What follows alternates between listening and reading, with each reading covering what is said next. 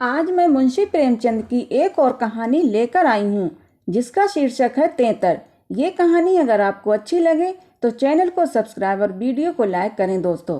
तो चलिए इस कहानी की शुरुआत करते हैं। आखिर वही हुआ जिसकी आशंका थी, जिसकी चिंता में घर के सभी लोग विशेषतः प्रसूता पड़ी हुई थी। 3 पुत्रों के पश्चात कन्या का जन्म हुआ। माता सौर में सूख गई, पिता बाहर आंगन में सूख गए और पिता की वृद्धा माता बाहर द्वार पर सूख गई। अनर्थ, महा अनर्थ, भगवान ही कुशल करे। तू ये पुत्री नहीं राक्षसी है। इस अभाग्नि को इसी घर में आना था। आना ही था तो कुछ दिन पहले क्यों न आई। भगवान, 7वें शत्रु के घर भी तेतर का जन्म न दे। पिता का नाम था पंडित दामोदर दत्त। शिक्षित आदमी थे, शिक्षा विभाग में ही नौकर थे, परंतु इस संस्कार को कैसे मिटा देते जो परंपरा से हृदय में जमा हुआ था कि तीसरे बेटे की पीठ पर होने वाली कन्या अभाग्नि होती है, या पिता को लेती है या माता को या अपने को ही।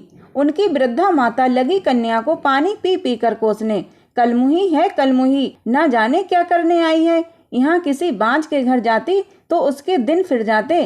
दामोदर दत्त दिल में तो घबराए हुए थे, पर माता को समझाने लगे, अम्मा तेतर वेतर कुछ नहीं, भगवान की जो इच्छा होती है वही होता है। ईश्वर चाहेंगे तो सब कुशल ही होगा। गाने वालियों को बुला लो, नहीं तो लोग कहेंगे कि 3 बेटे हुए तो कैसी फूली फिरती थी, एक बेटी हो गई तो घर में कोहराम मच गया। माता बोली, अरे बेटा तुम क्या जानो इन बातों को, मेरे सिर तो बीत चुकी है, प्राण नहीं में समाया हुआ है। तेतर के ही जन्म से तुम्हारे दादा का देहांत हुआ था, तभी से तेतर का नाम सुनते ही मेरा कलेजा कांप उठता है। दामोदर, इस कष्ट के निवारण का भी तो उपाय होगा। माता, उपाय बताने को तो बहुत है, पंडित जी से पूछो तो कोई ना कोई उपाय बता देंगे, किंतु इससे कुछ होता नहीं है। मैंने कौन से अनुष्ठान नहीं किए, पर पंडित जी की तो मुट्ठियां गर्म हुई और यहाँ सिर पर जो पड़ना था पड़ ही गया। अब टके के पंडित रह गए हैं, जजमान मरे या जिए उनकी बला से, उनकी तो दक्षिणा मिलनी चाहिए बस। लड़की दुबली पतली भी तो नहीं है, तीनों लड़कों से हष्ट पुष्ट है। बड़ी बड़ी आंखें हैं, पतले पतले होंठ हैं जैसे गुलाब की पत्ती, गोरा चिट्टा रंग है और लंबी सी नाक। कलमुही नहलाते समय रोई भी नहीं, टुकुर टुकुर ताकती रही। ये सब लक्षण कुछ अच्छे थोड़ी ही हैं। दामोदर दत्त और उनके तीनों लड़के कुछ सांवले थे, कुछ विशेष रूपवान भी न थे। लड़की के रूप का बखान सुनकर उनका चित्त कुछ प्रसन्न हुआ। बोले, अम्मा जी तुम भगवान का नाम लेकर गाने वालियों को बुला लो, गाना बजाना होने दो, भाग्य में जो कुछ है वो तो होगा ही। माता, जी तो हुसलता नहीं, पर क्या करूं। दामोदर, गाना न होने से कष्ट का निवारण तो होगा नहीं कि हो जाएगा। अगर इतने सस्ते जान छूटे तो ना कराओ गाना। माता, बुला ही लेती हूँ बेटा, अब जो कुछ होना था वो तो हो गया। इतने में दाई ने सौर में से पुकार कर कहा, बहू जी कहती हैं गाना वाना कराने का काम नहीं है।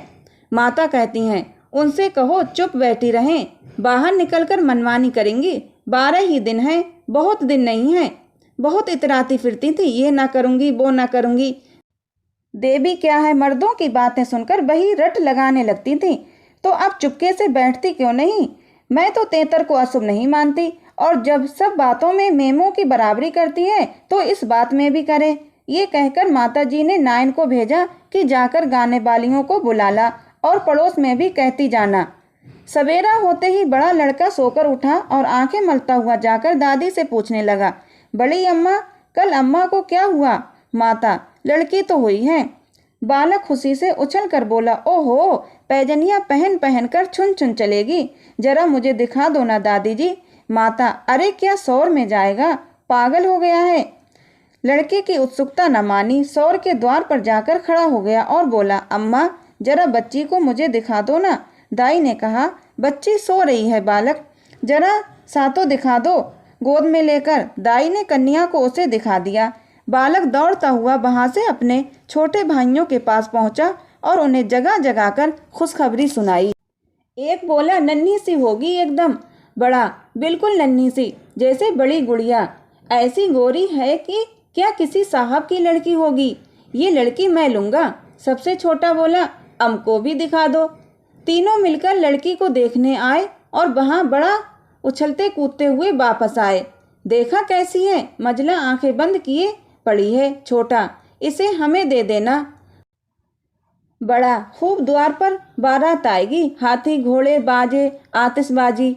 मजला और छोटा ऐसे मग्न हो रहे थे मानो वो मनोहर दृश्य उनकी आंखों के सामने है। उनके सरल नेत्र मनोउल्लास से चमक रहे थे।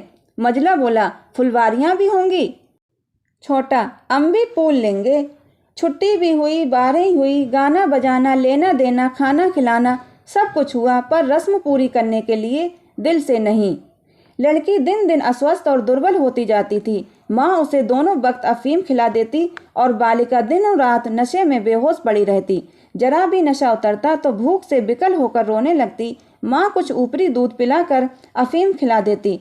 आश्चर्य की बात तो ये थी कि अब की उसकी छाती में दूध ही नहीं उतरा, यूं भी उसे दूध देर से उतरता था।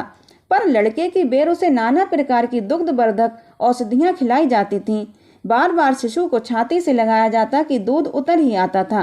पर इस बार ये योजनाएं न की गई थीं। फूल सी बच्ची कुम्हलाती जाती थी। माँ तो कभी उसकी ओर ताकती भी न थी। हाँ, नाई कभी चुटकियां लेती तो बालिका के मुख पर ऐसी दयनीय, ऐसी करुण वेदना अंकित होती थी कि वो आंखें पोंछती हुई चली जाती थी। बहू से कुछ कहने सुनने का साहस न होता था। बड़ा लड़का सिद्धू बार बार कहता, अम्मा बच्ची को दे दो, मैं बाहर से खेला लाऊं, पर माँ उसे झिड़क देती थी। 3-4 महीने हो गए। दामोदर दत्त रात को पानी पीने उठे तो देखा बालिका जाग रही है। सामने ताक पर मीठे तेल का दीपक जल रहा था। लड़की टकटकी बांधे उसी दीपक की ओर देखती रही और अपना अंगूठा चूसने में मगन थी। चुप चुप की आवाज आ रही थी। उसका मुख मुरझाया हुआ था, पर वो न रोती थी न हाथ पैर फेंकती थी, पर अंगूठा चूसने में ऐसी मग्न थी मानो उसमें सुधा रस भरा हुआ है। वो माता के स्तनों की ओर मुंह भी न फेरती थी, मानो उसका उन पर कोई अधिकार नहीं, उसके लिए वहाँ कोई आशा नहीं। बाबू साहब को उस पर दया आई। इसमें बेचारी का मेरे घर जन्म लेने में क्या दोष है? मुझ पर या इसकी माता पर जो कुछ भी पड़े उसमें इसका क्या अपराध? हम कितनी निर्दयता कर रहे हैं कि कुछ कल्पित अनिष्ट के कारण इसका इतना तिरस्कार कर रहे हैं। माना कि कुछ अमंगल हो भी जाए तो क्या उसके भय से इसके प्राण ले लिए जाएंगे? अगर अपराधी है तो मेरा प्रारब्ध है। इस नन्ही सी बच्ची के प्रति हमारी कठोरता क्या भगवान को अच्छी लगती होगी? उन्होंने उसे गोद में उठा लिया और उसका मुख चूमने लगे। लड़की को कदाचित पहली बार सच्चे स्नेह का ज्ञान हुआ। वो हाथ पैर उछाल कर गूं गूं करने लगी और दीपक की ओर हाथ फैलाने लगी। उसे जीवन ज्योति सी मिल गई थी। प्रातःकाल दामोदर दत्त ने लड़की को गोद में उठा लिया और बाहर लाए। स्त्री ने बार बार कहा, इसे पड़ी रहने दो, ऐसी कौन सी बड़ी सुंदर है, अभागिन रात दिन तो प्राण खाती रहती है, मर भी नहीं जाती कि जान छूट जाए। किंतु दामोदर दत्त ने न माना। उसे बाहर लाए और अपने बच्चों के साथ बैठकर खिलाने लगे। उनके मकान के सामने थोड़ी सी जमीन पड़ी हुई थी। पड़ोस के किसी आदमी की बकरी आकर उसमें चरा करती थी। इस समय भी वो चर रही थी। बाबू साहब ने बड़े लड़के से कहा, सिद्धू जरा उस बकरी को पकड़ो, इसे दूध पिलाएं, शायद भूखी है बेचारी। देखो तुम्हारी नन्ही सी बहन है ना, इसे रोज हवा में खिलाया करो।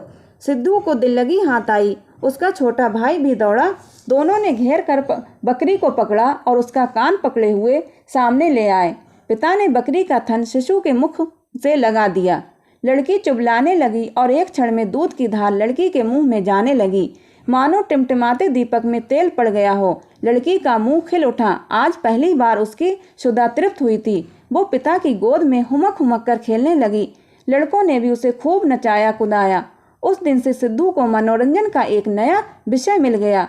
बालकों को बच्चों से बहुत प्रेम होता है। अगर किसी घोंसले में चिड़िया का बच्चा देख पाए तो बार बार वहां जाएंगे। देखेंगे कि माता बच्चों को कैसे दाना चुगाती है, बच्चा कैसे चोंच खोलता है, कैसे दाना लेते समय परों को फड़फड़ा कर ची ची करता है। आपस में बड़े गंभीर भाव से उसकी चर्चा करेंगे। अपने अन्य साथियों को ले जाकर उसे दिखाएंगे। सिद्धू ताक में लगा रहता। ज्यों ही माता भोजन बनाने या स्नान करने जाती, तुरंत बच्ची को उठाकर लाता और बकरी को पकड़कर उसके थन से बच्ची का मुंह लगा देता। कभी दिन में 2-2, 3-3 बार पिलाता। बकरी को भूसी चोकर खिलाकर ऐसा परचा लिया कि वो स्वयं चोकर के लोभ में चली आती और दूध देकर चली जाती। इस भांति कोई 1 महीना गुजर गया। लड़की हष्ट पुष्ट हो गई, मुख पुरुष के समान विकसित हो गया, आंखें जग उठी। शिशु काल की सरल आभा मन को हरने लगी। माता उसे देख देख कर चकित होती थी। किसी से कुछ कहते नहीं बनती थी, पर दिल में उसे आशंका होती कि अब वो मरने को नहीं, हम ही लोगों के सिर जाएगी। कदाचित ईश्वर इसकी रक्षा कर रहे हैं, तभी तो दिन दिन निखरती आती है। नहीं, अब तक ईश्वर के घर पहुंच गई होती। किंतु दादी माता से कहीं अधिक चिंतित थीं। उसे भ्रम होने लगा कि वो बच्ची को खूब दूध पिला रही है, सांप को पार रही है। शिशु की ओर आंख उठाकर भी न देखती थी। यहाँ तक कि एक दिन कह बैठी, लड़की का बड़ा छो करती हो। हाँ भाई, माँ हो कि नहीं, तुम ना करोगी तो कौन करेगा। अम्मा, ईश्वर जानते हैं जो मैं इसे दूध पिलाती हूँ तो। अरे मैं तो थोड़ी ही मना करती हूँ, मुझे क्या गरज पड़ी है जो मुफ्त में अपने ऊपर पाप लूँ। कुछ मेरे सिर तो जाएगी नहीं। माता बोली, अब आपको विश्वास ही ना आए तो मैं क्या करूं। अम्मा बोली, मुझे पागल समझती हो, वो हवा पी पी कर ऐसी हो रही है। भगवान जाने अम्मा, मुझे तो आप अचरज होता है। बहू ने बहुत निर्दोषता जताई, किंतु वृद्धा सास को विश्वास न आया। उसने समझा ये मेरी शंका को निर्मूल समझती है, मानो मुझे इस बच्ची से कोई बैर है। उसके मन में ये भाव अंकुरित होने लगा कि इसे कुछ हो जाए तब ये समझे कि मैं झूठ न कहती थी। वो जिन प्राणियों को अपने प्राणों से भी प्रिय समझती थी, उन्हीं लोगों की अमंगल कामना करने लगी, केवल इसीलिए कि मेरी शंकाएं सत्य हो जाएं।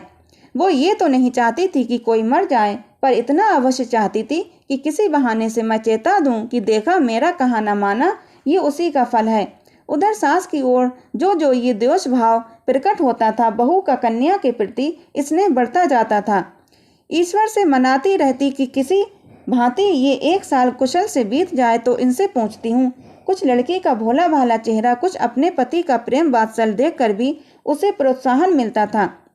विचित्र दशा हो रही थी, न दिल खोलकर प्यार ही कर सकती थी, न संपूर्ण रीति से निर्दय होते ही बनता था, न हंसते बनता था, न रोते। इस भांति 2 महीने बीत गए, किंतु कोई अनिष्ट न हुआ। तब वृद्धा सास के पेट में चूहे दौड़ने लगे। बहू को 2-4 दिन ज्वर भी न आ जाता कि मेरी शंका की मर्यादा रह जाए। पुत्र भी किसी दिन पैर गाड़ी पर से न गिर पड़ता, न बहू के मायके से ही किसी के स्वर्गवास की सुनवाई आती है। एक दिन दामोदर दत्त ने खुले तौर पर कह भी दिया कि अम्मा, ये सब ढकोसला है। 33 लड़कियां क्या दुनिया में होती नहीं, तो सबके सब माँ बाप मर ही जाते हैं क्या। अंत में उसने अपनी शंकाओं को यथार्थ सिद्ध करने की एक तरकीब सोच निकाली। एक दिन दामोदर दत्त स्कूल से घर आए तो देखा कि अम्मा खाट पर सचेत पड़ी हुई हैं। स्त्री अंगीठे में आग रखे उनकी छाती सेंक रही है। कोठरी के द्वार और खिड़कियां बंद थे। घबरा कर कहा, अम्मा जी क्या दशा है। स्त्री, दोपहर से ही कलेजे में एक सूल उठ रहा है, बेचारी बहुत तड़प रही हैं। दामोदर, मैं जाकर अभी डॉक्टर साहब को बुला लाता हूँ, देर करने से शायद रोग बढ़ जाए। अम्मा जी कैसी तबीयत है आपकी। माता ने आंखें खोली और कराहते हुए बोली, बेटा तुम आ गए, अब ना बचूंगी। हाय भगवान, अब ना बचूंगी। जैसे कोई कलेजे में बर्छी छुपा रहा हो। ऐसी पीड़ा तो कभी न हुई थी, इतनी उम्र बीत गई, ऐसी पीड़ा कभी न हुई थी। स्त्री, ये कलमोही छोकरी ही इस सब का कारण है। न जाने किस मनहूस घड़ी में पैदा हुई। सास बेटा सब भगवान करते हैं, ये बेचारी क्या जाने। देखो मैं मर जाऊं तो उसे कष्ट मत देना। अच्छा हुआ मेरे सिर आई, किसी के सिर तो जाती ही, मेरे ही सिर सही। हाय भगवान, अब न बचूंगी। दामोदर, जाकर डॉक्टर को बुला लाऊं, अभी लौट आता हूँ। माता जी को केवल अपनी बात की मर्यादा निभानी थी, रुपए नहीं खर्च कराने थे। बोली, नहीं बेटा, डॉक्टर के पास जाकर क्या होगा। अरे वो कोई ईश्वर थोड़ी ही है, डॉक्टर अमृत पिला देगा, 10-20 वो भी ले जाएगा। डॉक्टर वैद्य से कुछ नहीं होगा। बेटा तुम कपड़े बदलो, मेरे पास बैठकर भागवत पढ़ो, अब नहीं बचूंगी मैं। हाय राम। दामोदर, 33 बुरी चीज है, मैं समझता था ढकोसला ही ढकोसला होता है। स्त्री, इसी से मैं इसे कभी मुंह न लगाती थी। माता, बेटा बच्चों को आराम से रखना, भगवान तुम लोगों को सुखी रखे। अच्छा हुआ मेरे ही सिर गई, तुम लोगों के सामने मेरा परलोक हो जाएगा। कहीं किसी दूसरे के सिर जाती तो क्या होता। राम, भगवान ने मेरी विनती सुन ली। हाय राम, हाय राम। दामोदर दत्त को निश्चय हो गया कि अब अम्मा न बचेंगी। बड़ा दुख हुआ। उनके मन की बात होती तो वो माँ के बदले 33 को स्वीकार न करते। जिस जननी ने उन्हें जन्म दिया, नाना प्रकार के कष्ट झेलकर उनका पालन पोषण किया, अकाल वैधव को प्राप्त होकर भी उनकी शिक्षा का प्रबंध किया, उसके सामने एक दुधमुही बच्ची का क्या मूल्य था, जिसके हाथ का एक गिलास पानी भी वो ना जानते थे। शोकातुर हो कपड़े बदलकर माँ के सिरहाने बैठ गए और भागवत की कथा सुनाने लगे। रात को बहू खाना बनाने चली तो अम्मा से बोली, अम्मा तुम्हारे लिए थोड़ा सा साबूदाना छोड़ दूं? सास ने व्यंग करते कहा, बेटी अन्न बिना न मारो, भला साबूदाना मुझसे खाया जाएगा? जाओ थोड़ी पूड़ियाँ छान लो, पड़े पड़े जो कुछ इच्छा होगी खा लूंगी। कचौड़ियाँ भी बना लेना, मरती हूँ तो भोजन को तरस तरस कर क्यों मरूं? थोड़ी मलाई भी मंगवा लेना, चौक की ही हो, फिर थोड़ी न खाने आऊंगी। थोड़े केले भी मंगवा लेना, कलेजे के दर्द में केले खाने से थोड़ा आराम होता है।